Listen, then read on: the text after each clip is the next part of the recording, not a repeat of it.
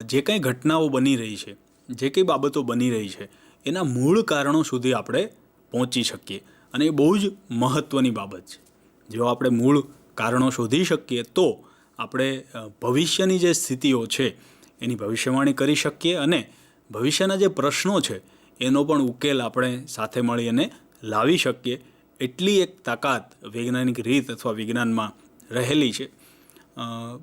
અર્થ અને લક્ષણો પછીનો જે મુદ્દો છે એ છે વિજ્ઞાનના પ્રકારો.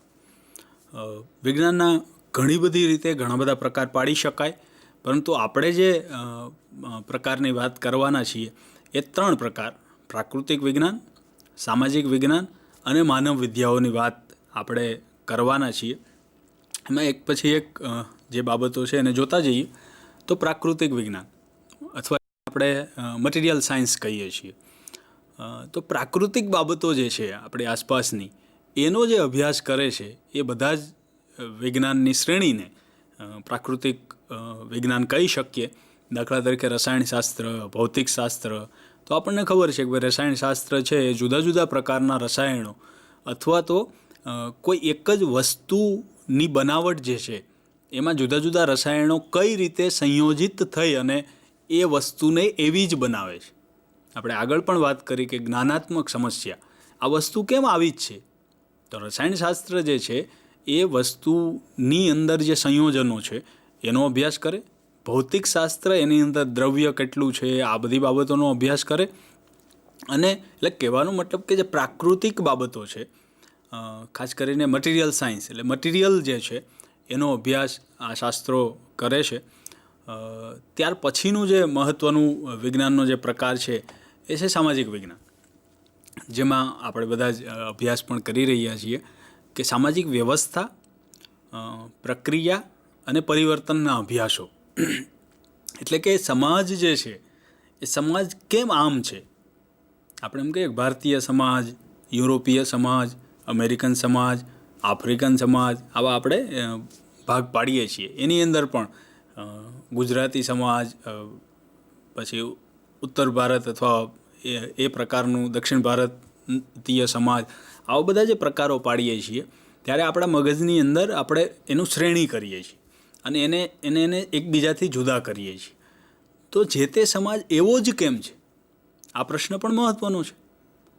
અને એવી તો કઈ પ્રક્રિયાઓ થઈ કે આ સમાજ આવો બન્યો? કારણ કે કોઈ પણ સમાજ આજે જેવો છે એવો ભૂતકાળમાં એવો જ હોતો નથી, બદલે છે. દરેક સમાજમાં બદલાવ તો આવે જ છે. ક્યાંક ઘણી બધી ઘટનાઓને કારણે એ બદલાવની ગતિ જે છે એ વધારે હોય, ક્યાંક એની ગતિ ઓછી હોય. પરંતુ કોઈ સમાજ ક્યારેય સ્થિર રહેતો નથી. એમાં સતત જુદી જુદી પ્રક્રિયાઓ ચાલે છે, સતત એમાં પરિવર્તન આવે છે. તો આજે સામાજિક વ્યવસ્થાઓ આવી કેમ? એક તો એ બાબત. એવી કઈ કઈ પ્રક્રિયાઓ આ વ્યવસ્થાની અંદર ચાલી રહી છે અથવા તો ભૂતકાળમાં ચાલતી હતી, આજે ચાલી રહી છે, એમાં બદલાવ આવ્યો છે, શું થયું છે? તો એ જે પરિવર્તનના અભ્યાસો છે એ સામાજિક વિજ્ઞાનો કરે છે, જેમાં આપણે સમાજશાસ્ત્ર, અર્થશાસ્ત્ર, રાજ્યશાસ્ત્ર આ બધાનો સમાવેશ આપણે કરી શકીએ.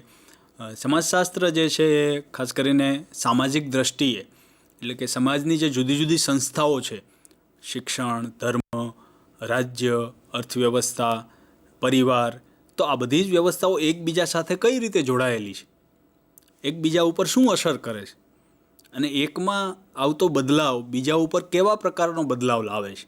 સમાજશાસ્ત્રમાં મોટાભાગે આપણે આ પ્રકારની બાબતોની ચર્ચા કરતા હોઈએ છીએ.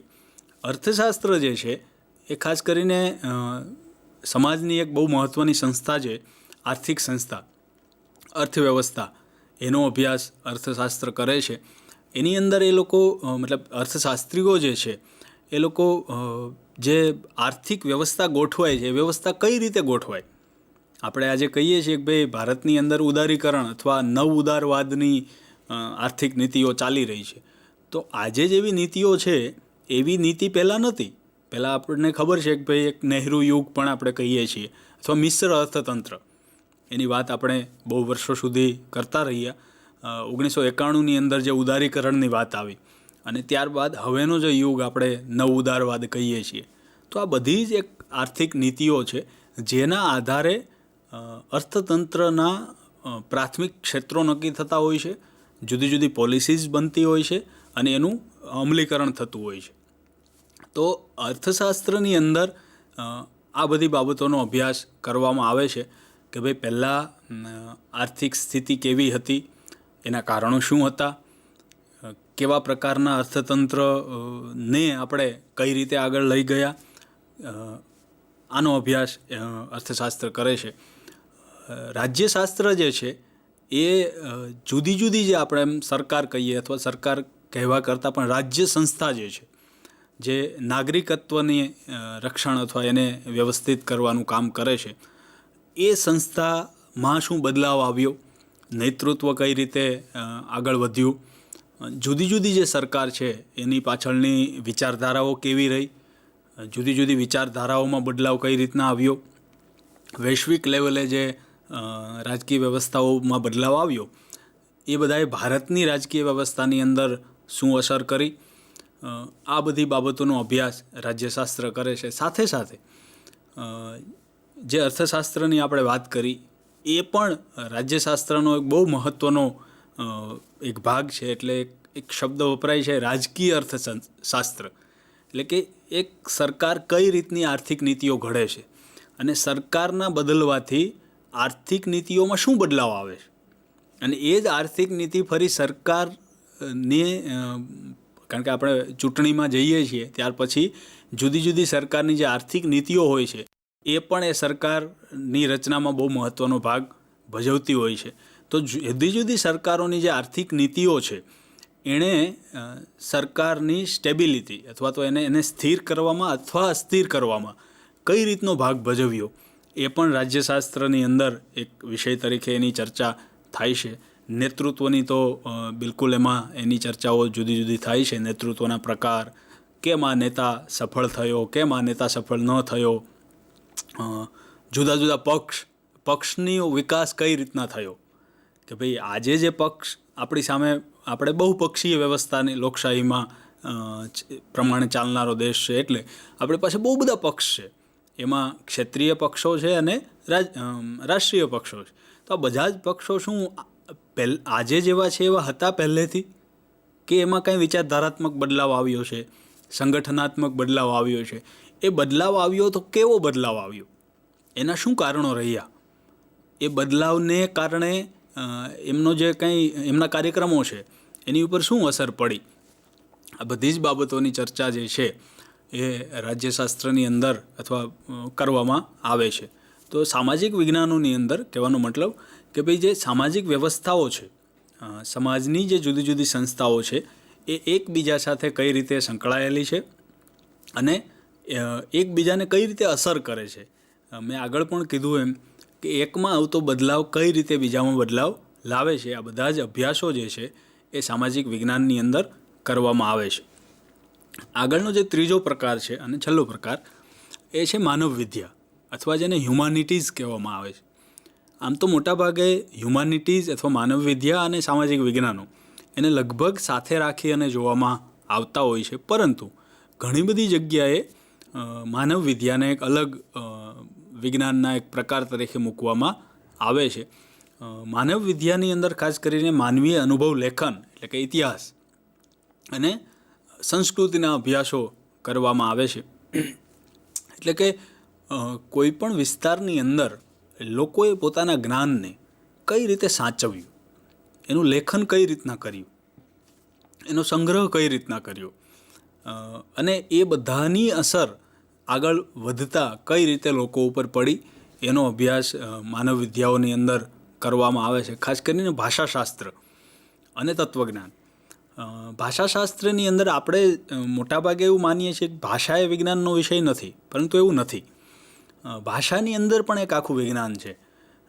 આપણે જોઈએ છીએ કે આપણે જે કંઈ બોલીએ છીએ તે એમાં જુદા જુદા શરીરના જે ખાસ કરીને ગળાના અથવા તો મોંના જુદા જુદા અંગ છે એમાંથી જુદા જુદા ઉચ્ચારણો નીકળે છે. અને શબ્દ વિજ્ઞાન જે છે એવું કહે છે કે દરેક શબ્દની એક અસર છે, બરાબર.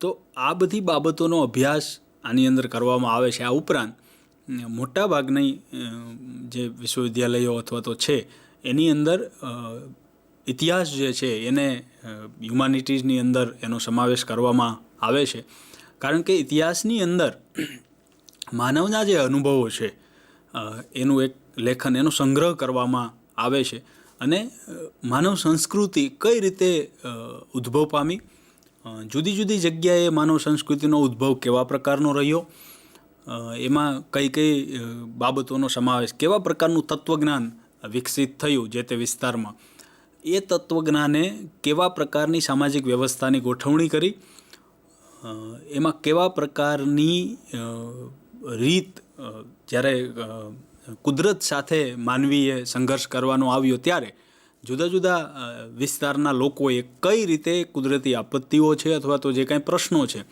એને કઈ રીતે પ્રતિભાવ આપ્યો, અને એ પ્રતિભાવ જે આપ્યો એને કઈ રીતે લેખનમાં એમણે મૂક્યો.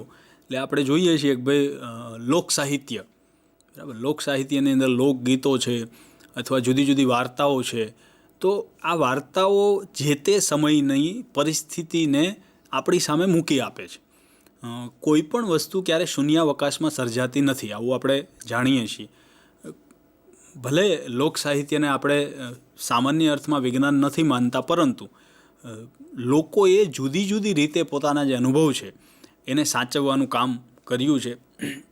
ઘણા બધા લોકોએ એને વ્યવસ્થિત લેખન સ્વરૂપમાં આપ્યું છે.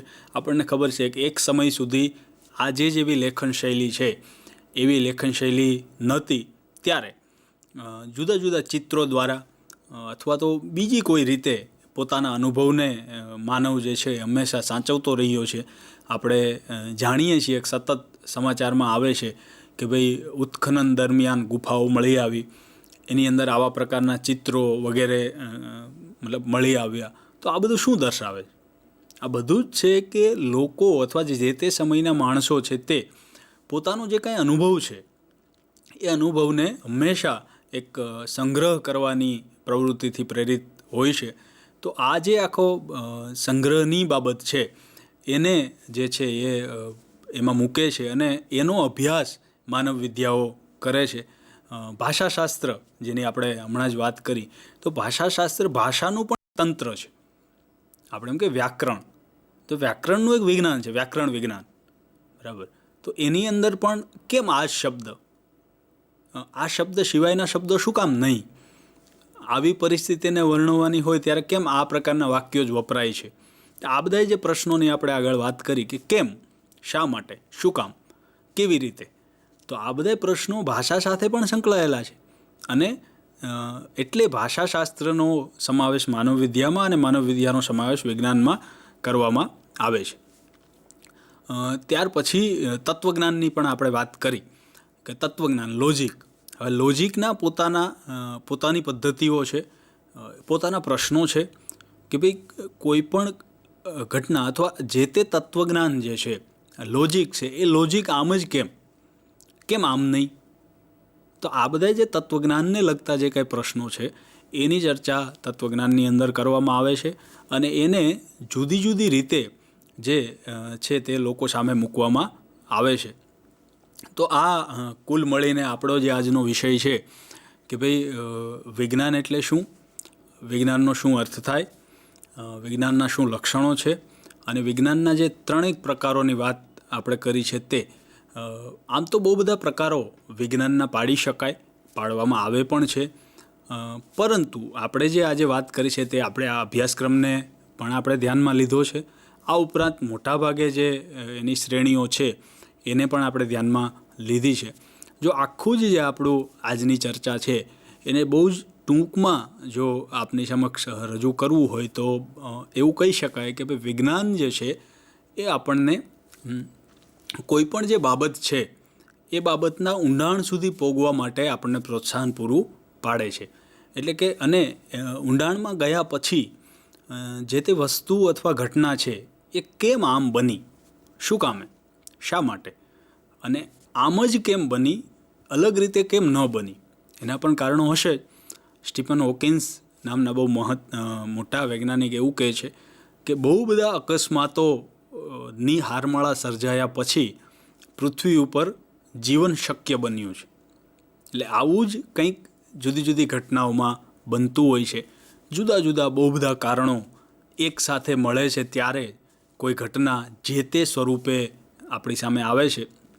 એટલે આ ઘટનાને સમજવા માટે વિજ્ઞાન જે છે આપણને સતત પ્રોત્સાહન પૂરું પાડે છે. અને આ એક રીત છે.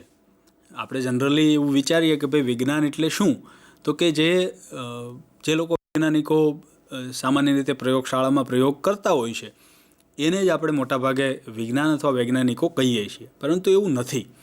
આજે જે આપણે ચર્ચા કરી છે એના આધારે એટલું તો કહી શકાય કે આપણે બધા જ વૈજ્ઞાનિક બનવા માટે એલિજિબલ છીએ, આપણે બની શકીએ છીએ. સવાલ એટલો જ છે કે વિજ્ઞાનના અર્થને આપણે જાણીએ, વિજ્ઞાનમાં વિશ્વાસ ધરાવીએ કે ભાઈ હા, આ રીતે પણ જ્ઞાન મેળવી શકાય છે, અને એક એવું જ્ઞાન જે બધા જ લોકો જેનો ઉપયોગ કરી શકે અથવા બધા જ લોકો એની ચકાસણી કરી શકે. તો આ પ્રકારનું જે જ્ઞાન છે એને જ આપણે વિજ્ઞાનમાં મૂકી શકીએ. બાકી જનરલી આપણે એમ જોઈએ છીએ કે ભાઈ ફરક પાડવામાં આવે છે એક સામાન્ય બુદ્ધિ અને વૈજ્ઞાનિક બુદ્ધિ. તો આ જ બહુ મોટો ફરક છે સામાન્ય બુદ્ધિ અને વૈજ્ઞાનિક બુદ્ધિમાં. કે સામાન્ય બુદ્ધિ જે આપણી બુદ્ધિ છે એનો આપણે મોટાભાગે જ્યારે ઘટનાનું વિશ્લેષણ કરીએ છીએ ત્યારે આપણા પોતાના જે અનુભવો છે એને જ ધ્યાનમાં રાખીએ છીએ કે મારી સાથે આવું આવું બન્યું એટલે આનું કંઈક આવું કારણ હશે એવું આપણે માની લઈએ છીએ. અને મોટાભાગે આપણે જ્યારે સામાન્ય સંદર્ભમાં એકબીજા સાથે વાતો કરીએ છીએ ત્યારે પણ આ જ સંદર્ભ આપણી વાતોમાં આવતો હોય છે કે ભાઈ મારી સાથે આવી આવી ઘટનાઓ બની એટલે આ ઘટનાના કારણો મને આવા લાગે છે.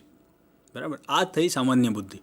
પરંતુ આપણે જે વાત કરી એ છે વૈજ્ઞાનિક બુદ્ધિ, કે જેની અંદર આપણા અનુભવો જ મહત્ત્વના છે જ. આપણા અનુભવો બહુ જ મહત્ત્વના છે, પરંતુ આપણા અનુભવો જ અંતિમ નથી. બહુ બધા અભ્યાસો તમારે એની પાછળ પુરાવા જોઈએ. બહુ બધા લોકો જ્યારે આ પ્રકારનું અનુભવે, એના પ્રયોગો થાય, એનું વ્યવસ્થિત નિરીક્ષણ થાય, અને પછી જે વિશ્લેષણ આપણે કરીએ અને ત્યાર પછી જે કારણો આપણને મળે એનો જ સમાવેશ આપણે વિજ્ઞાનમાં કરી શકીએ. અને દરેક વ્યક્તિ વૈજ્ઞાનિક થવા માટે પૂરેપૂરો સંભવિત આમ તો ઉમેદવાર જેવો કહી શકાય. દરેક વ્યક્તિ વૈજ્ઞાનિક બની શકે છે. આપણે સામાજિક વિજ્ઞાન સમાજશાસ્ત્રની અંદર અભ્યાસ કરી રહ્યા છીએ ત્યારે આપણા માટે બહુ જ મહત્ત્વનું છે કે આપણે પણ વૈજ્ઞાનિક રીતે દરેક જે સામાજિક ઘટનાઓ છે